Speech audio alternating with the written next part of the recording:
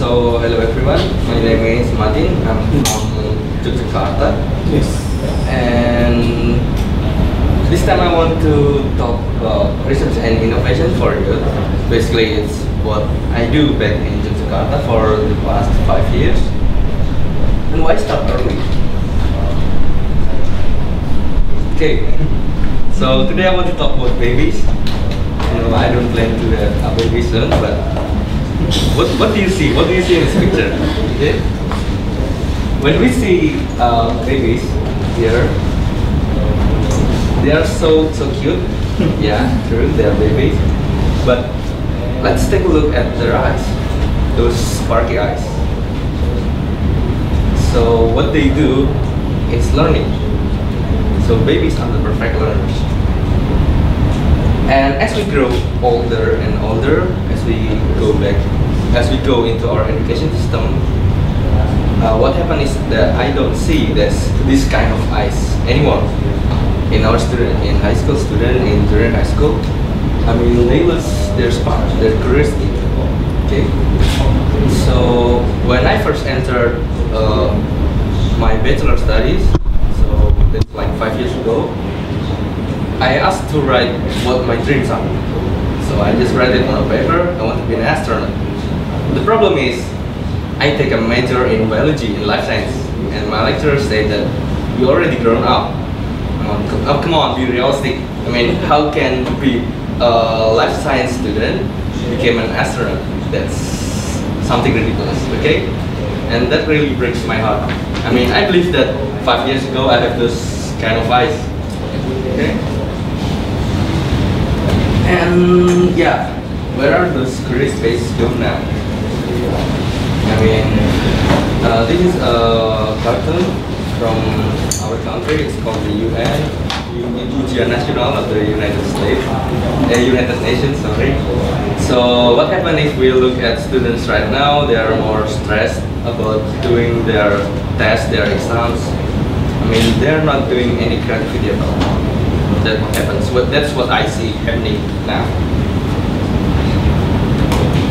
And so this is what drives me to be mentor, to do what I do for this past 5 years. Okay, I want to see the look at their face, at my students. I want to see the look of the learner. I want to see those sparks back in their eyes. And so it's not an easy thing to do that. I mean, how can we introduce curiosity back to students? I mean, high school students now are focusing to how do I finish my junior high, how do I finish my high school, and how do I enter the good university. I mean, in my country, in Indonesia, not every school have good education facilities. So they have to compete to get good education, so they just focus that. So how do I get into good junior high? How do I get into a good high school? How do I get into a good university? And after that, they're confused. I mean, so after they finish university, what do I want to do? So they forget that. Okay, so this is what we do. We want to get those looks back, the curiosity in our students. So we want to make them curious and make them ask questions. And so how to encourage teenagers and to do research and innovation. Okay, so what we do is we try to open our mind and forget our background. I mean, I have finished my degree last year, and I need to go back to my childhood to see what can I do to make the look on their face. So in 2008, we have an opportunity to join the international exhibition for young investors in Taiwan. And what we're looking for already there. I mean, this is a game-changing moment for us in 2008. So this is what I find in the exhibition. So it's an exhibition of young inventors from elementary schools to high school students, and they present their project, their science project. So this is a kid from Japan. Back then, he made a project, a very funny project, because these kids have inspiration from what they do in their class. I mean, when elementary kids trying to make a paper craft, they have to cut the paper in symmetrical two. And for these kids, it's something, it's not easy for them to just do cutting. So what she invented is that they add this thing to the cutter, so it can go smoothly. I mean, she sees problems and she solves it in a very simple way. And okay, what do you see? What do you think about this project? So an elementary kid, they're doing their drawing using ink, and usually after they finish their drawings, this what do you call this brush became hard because of the ink, and you can't draw good anymore. I mean, it's already hardened. So what she did, she finds that this is a problem, so she tried to find the solution, and what she made is this, a place to hold brush. And you can fill it with water, so they made it to hold the brush, so after they finish drawing, they hold it here, and the brush dry. And so, the brush still get damaged. What is that flip thing? Which one? What is that flip? This one? Yeah. It's to hold the brush. But how did they get the flip? What kind of flip is that? Did they make some clip? I think when he just put things up. I think it looks like a close pack. He does a pack. The spectacle close pack? He does a close pack. Close pack. It's just a close pack. Just pack it. I don't know. This is one of projects from Dip it in water. Japan. But I think you can find this. I think it's back in 2008, and 3D printing is not familiar. And this is from Malaysia. It's very inspires me. So what she finds is that she finds problems for their neighborhood. So one of her neighbor sells oil. So when you fill oils into the place, you have to put oils there using cones, and it's kind of hard because the air from the childhood bottle needs to get out. So she did something very simple. She had straws here so that the air can go up, so the water can flow more faster. Yeah, it's very simple. And this is my favorite one from Taiwan. So she get the problems when she take bath. So they use soap, this kind of soap. And what happens is when you use the soap, and when it's use it, there's still some piece behind. So what happens is when it's almost empty, you just throw it. And she thinks that this is not environmental friendly. I mean, there are still something you can use.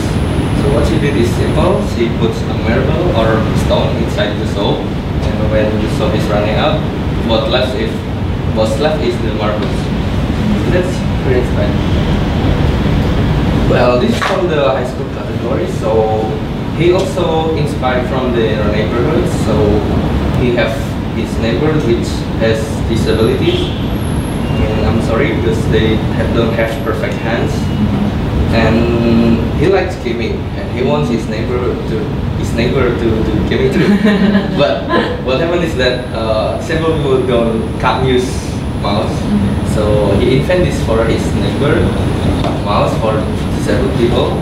This is for the left leg, and that one is for the right leg. Yeah. What these kids done is simple things that is very easy for us. I mean, they find problems, local problems, just around themselves, and they solve it with a very simple way. So this is what we do in Indonesia, in Jakarta. We gather kids, usually 12 to 18 years old, to look around themselves, to look around their environment, and to find problems in their daily lives, from they wake up till they sleep again. And there are many problems, and yeah, can't get an idea is also their problem. Okay, but what we push our kids is that to do what they're interested in. Because if you don't have fun, what's the point in it? Okay, and the last is kids, keep it stupid but simple. What we done is science for kids, I mean for teenagers, and they're not professor. I mean the mentor is not even a professor yet. We didn't already finish our school yet. But yeah, what we try them to learn is that make a project that's simple and make it easy so other students can understand it well. Okay. So why do research? When we go back to my first slide is how to make those baby looks back in our high school students. So with research, they are more aware of their environment. I mean, in this digital era, more and more students just look at their gadgets every time and they forget about their surroundings. And with research, we educate them to do critical thinking, look for problems around, and try them to solve their problems. Just having fun. Okay, so how do you do research in school labs? I mean, not every schools in Indonesia have proper research equipment. I mean, many of our schools back in the rural area don't have a microscope. So, but with limitation, with lack of facilities, creativity comes. Most of our students, like 200 teams a year, didn't do their research project in school. They did it at home. Or maybe they can come to our mentor's house and do the thing. Or I mean, they can do it everywhere. And this is what one of my students. Okay, so since he's 12 years old, he's interested in birds. He's a bird watcher, very young at that. And he sees around his school, there are lots of owls there. And our community hunts the owls for living. I mean, you can sell a baby owl for like 5 Singapore dollars. And this is what they do. I mean, they do research. They watch what happens in their owl's life, and they make a solution. They create a nest box, artificial nest box, for those birds to live. So they don't have to own a building anymore because it's really spring.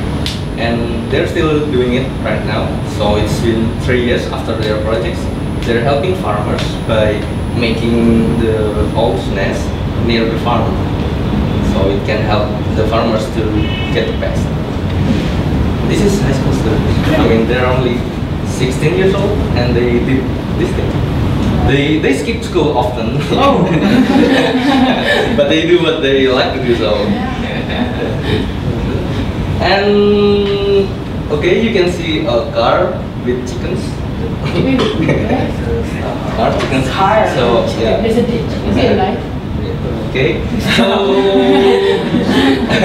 this is Vishnu. He is one of our mentors now. Back when he is still in 2nd class of high school, he wants to build a car. But of course, how do you build a car in your school? So he built this car with the help of his neighbor. His neighbor is a mechanician, and it's not in the town. I mean, it's just local garage in the rural areas. And he built this. I mean, this is high school student, and he built a car that can be folded, so it takes less space to park. And yeah, look at the place where he made it. He made it at his own village. Okay, that's Vishnu. And lots of other projects. So why start early? Why do I want to be involved in the research education in early age? So what drives me for these past 5 years is that I see pure curiosity in these students. I mean, they're at the most creative age. I mean, they're more creative than me. I mean, I learn lots of things from them, not they learn lots of things from me. and they have unlimited ideas. They are out of the box thinkers, and the most important is that they're our future scientists and innovators. Okay? They're natural born makers. I mean, man, they can make anything. So what we can do to help? Okay, what we do is that we always ask questions, but don't give them ideas. So we always ask, and we have to be able to listen to them. Whatever crazy stories they tell us, and never say impossible. Okay, and what do we do? Because we are mostly university students, we give them the link and resource they need, and make their ideas happen. And what we do back in class, we make a clinic for students. I mean, clinic usually when you got sick, you go to the hospital or a clinic to consult about your health. But this is clinic for science, so they can come to our place and consult about them.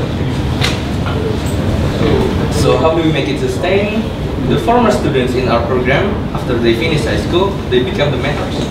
I mean, we have like 45 volunteers each year, and they are the former students. And a former student have the drive to tell what they've learned to their juniors. Okay, the mentors, well, we're not professor, we haven't even finished our study, and we don't even take teaching class. Okay, so how do we teach some heavy science and innovation stuff? Well, the key is that we always learn from them what they need, and we always have fun. Okay, so each year we have an exhibition for their projects. So we coach their project for like 8 to a year, and when they finish their project, we have them to exhibit. They meet with other students, and we also document what they're doing, their research projects in our journal. Well, this is far from scientific journal. What we do is just write something and we'll post it here. So we've been around for 11 years now, and we will publish the 20th edition this year. Okay, so this is what they are doing. We want our kids to ask questions and to embark on their journey to find the answer. Thank you.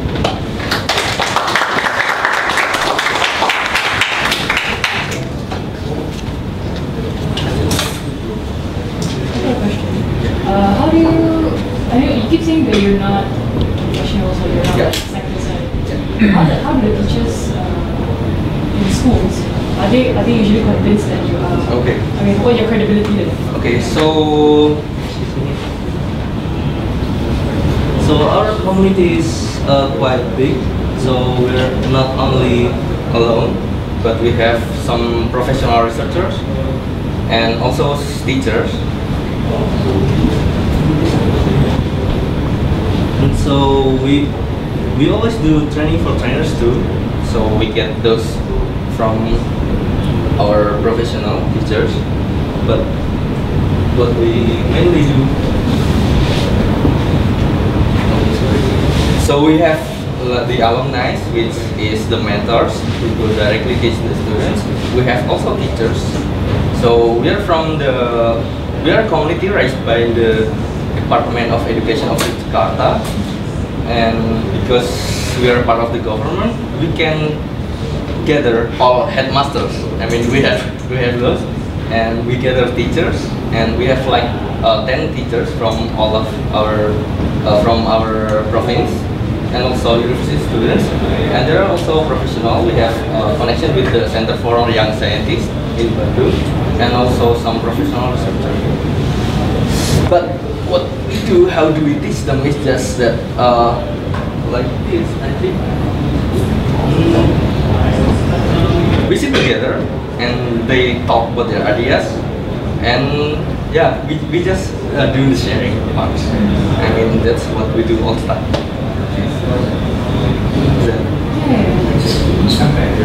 Any other questions?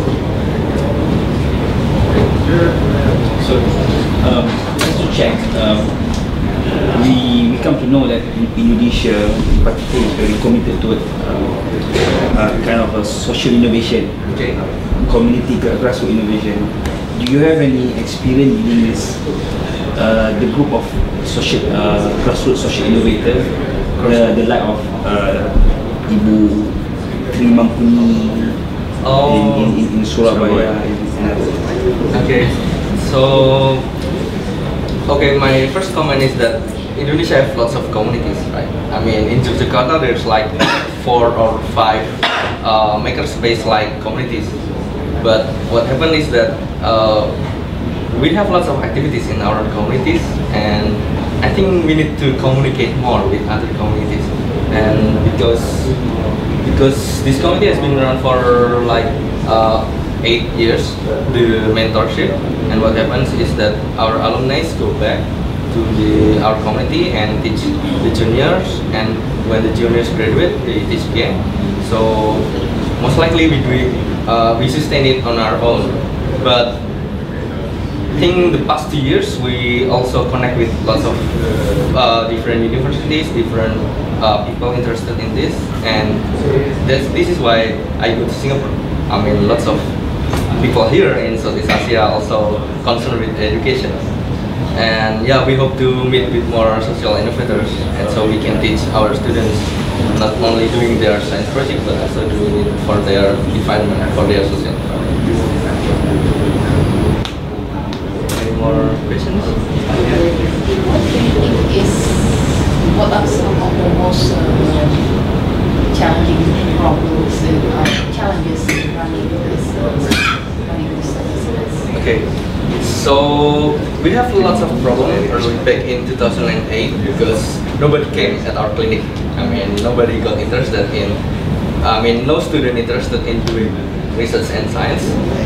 But when we present the alumni, they're former students and they have done this and they show it to other students, more and more interested. So we need around 5 years to make the atmosphere in Jakarta.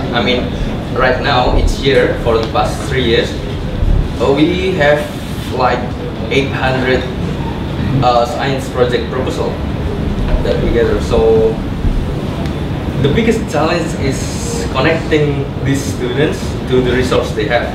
I quite often take students to university. There's one student who wants to make a test pack for cow disease. Like a pregnancy test but for cow disease. And well, I don't even know how to make it. So I just bring the students to my university, okay? I arranged them to meet my professors, one of my professors, but the response is like this. Sir, there are high school students who want to make a test pack for cow disease. And what my professor response is quite heartbreaking. You're still in high school. Finish your high school first, and after you finish your high school, go to university and do research. Okay. So, well, not every professor do that. Some of them welcome our students very well. They even take our students to their industry, their factory, and our student can do lots of things there. But I think what we do is that we want to make these students be able to do research independently at their homes or at their schools, because there are research labs in schools. They just don't have the facility. But last year when I was working with the Hectria labs back in Jakarta, we've seen some DIY projects, which is research-oriented projects. They make their own microscope, they make their own labs, and I think I should bring this DIY culture to the research culture for high school students, because basically they don't have any facilities. But with this DIY culture, everything is possible. I think that's my biggest challenge now. But the atmosphere we've come up with, lots of students very interested in. Alright, any last questions, anyone? Alright, then thank you very much, Martin. Thank you.